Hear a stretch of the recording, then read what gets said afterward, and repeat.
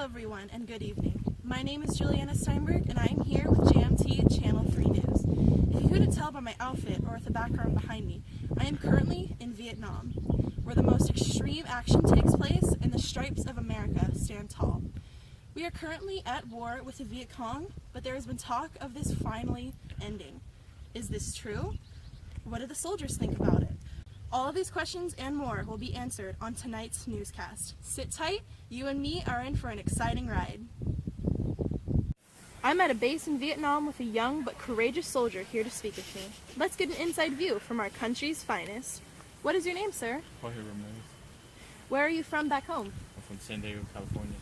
Oh, how long have you been here in Vietnam? I've been here for 3.5 months, hoping I could go home soon. Have you seen a lot of action so far here? Yes, I have. Me and a few of my buddies were walking through through the base, and we came across a nest of Viet Cong and we cleaned them out. It was kind of tough, but we worked through it as a family, as brothers. Speaking of family, do you have a family back home? Yeah, I have my mom, my dad, and my sister Marianne, and my little brother. Wow, so you definitely have a lot of things worth fighting for over here. If you could tell your little brother anything right now, what would you say? I miss him, and I hope he's taking care of Marianne and mom and dad. There's quite the stir between people in the U.S. about the reasons why we're fighting here in Vietnam. You don't have to answer this, but do you believe in the reasons why we are here? Yes, because I'm hoping that we're able to stop communism from spreading from Vietnam to other countries. It's a threat to the U.S. Interesting, thank you. On a lighter note, to end this with a positive thought, what is the first thing you're going to do when you land at home? Go to Disneyland and be able to go to college and get an education. Such great ideas. Thank you for talking to me, Jorge, and keep your head low. Thank you. Again, that was Jorge Ramirez, a soldier currently stationed in Vietnam fighting for our country and his family. But stay tuned, the excitement for tonight has just started. Hello everyone, and welcome back. My name is Juliana Steinberg, and I am in the deepest terrain of Vietnam, if you are just tuning in. I've gotten close footage of the terrain, and I've done a very intimate and amazing interview with a soldier. And it will be awesome for you to see our country fighting for the war. Now let's change the setting for the other side of the war. The villages and civilians of South Vietnam that are currently being negatively affected by this war. But luckily, I have the chance to interview a young woman from one of the villages.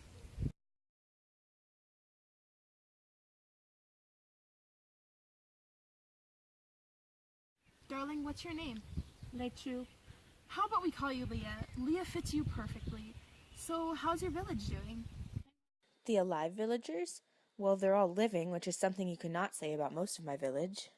So, I wasn't there when the Viet Cong were shot down, that they're hiding in your village, but I knew that they were taken down successfully. Do you have any comments on that? You have to understand that not every villager knew about the Viet Congs in hiding. The soldiers did not understand that and were brutal to everyone. I was lucky to survive. They tried to beat answers out of me, but they finally realized that I did not know anything, and then, out of the evilness of their hearts, they shot my baby in the head in front of me.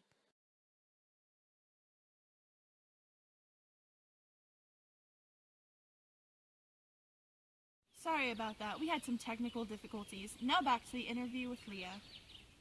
So how was it before? How are the soldiers in your village before? They brought candy to the children and played with them in the streets. Of course, my baby, my only baby, was too young to play with them, but they were so nice. They're always so very nice whenever they go in. I've been a few times to their visits. Yes, so nice. I would not have any other word to describe them. So there's actually been a lot of talk about the war ending. How do you feel about it? I'm sure you'll be relieved to live in a village without all those Viet Congs out to get you.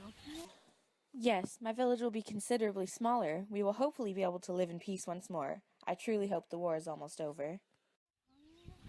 Me too, Leah. Me too. It was definitely a pleasure to talk to you. Thank you so much for choosing to speak with me. And thank you for letting me speak freely. I don't know about you, but Leah definitely touched my heart. It is because of gracious people like her that keep our strong soldiers bravely fighting over here. Villages similar to Leah's where soldiers can make a difference are a main reason of why they are fighting. Not only to stop the spread of communism, but to defend these helpless Vietnamese civilians who deserve just as much as we do. Coming up right after this, I will be speaking to an official from our country who is currently stationed at the same station that I am at now.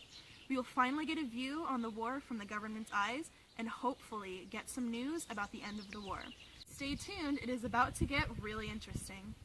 I now am reporting from a conference room on base. Sitting next to me is President Harry. How are you today, President? Very well, Juana. I hear you have some questions and concerns for me. Yes. What is your opinion about the nations being affected by the Vietnam War? Well, every nation has to choose between an alternative way of life. On the other hand, it all depends on the will of minorities. How exactly do you think the majority will be affected? They will be distinguished by free constitutions, representative governments, free elections, guaranteed for individual liberty, freedom of speech and religion, and freedom from political oppression. Now, what if everything doesn't go as planned? It could possibly go two ways, and if communism rises, then life as we know it could be full of terror and a controlled press and radio, fixed elections, and the suppression of personal freedom. Would you say the U.S. has advanced at any means and the war is leading towards the end? Of course, we're leading more towards the end. We've made plenty of advances, and the war's almost over. I have some personal duties that I have to attend to, so thank you for your time. Thank you. That concludes tonight's newscast, everyone. I hope you're all more informed about the war. Once again, this is JMT Channel 3 News. Have a good night. 3.